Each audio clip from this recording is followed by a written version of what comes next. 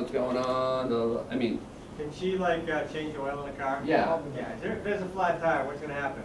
Is They're her gonna second in class? Is she gonna be able to fix it? They're really intelligent people. They're really unorthodox. They're super nice. They kind of run things a little bit different, but it adds a better atmosphere to the classroom. It was fun. They kind of showed us that on like a small scale, how things work on the big world. People you know matter, and it really shed some light.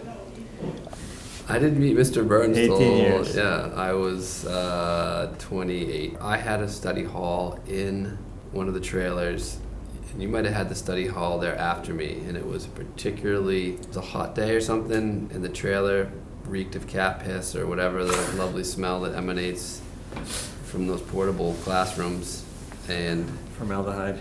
that's, I think, where we met. It was Bruce Little, who was a teacher we taught biology with quite a few years ago now. He's our matchmaker. He was our matchmaker, yep. Probably the most important thing is that we both know each other's weaknesses and we both know our own weaknesses, so it makes it pretty easy to communicate. I think we generally enjoy each other's company. I think we both have a pretty healthy sense of humor. The first time we did it, It was clear it worked. yeah, kids were way into it. If there's no connection, there's a huge piece of teaching that's missing. I think we both like kids. The relationship that we have with kids is more important than the stuff we teach. It's hard to keep people fully engaged the entire time.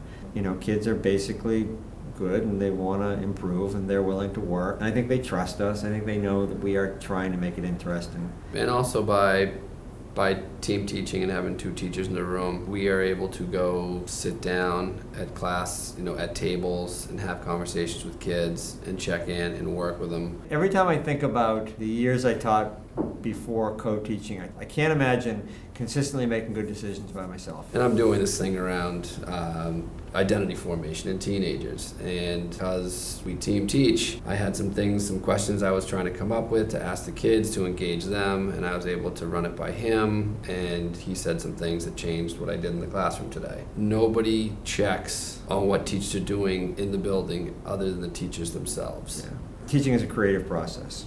To be a good teacher, you have to be creative, to make what happens in the classroom interesting. And when you're team teaching, you get twice as many ideas. When you are speaking and thinking, you're observing everything you think and speak from your perspective. You're seeing it at hand, and you can't see it clearly. If you were able to see yourself from someone else's perspective, you'd be able to see that it's not working, that you're not making sense, that there are kids in the corner with their heads down, that it's not as interesting as you think it is. When you have two people in the classroom who are monitoring that, you just have a much better chance of catching those mistakes that you make.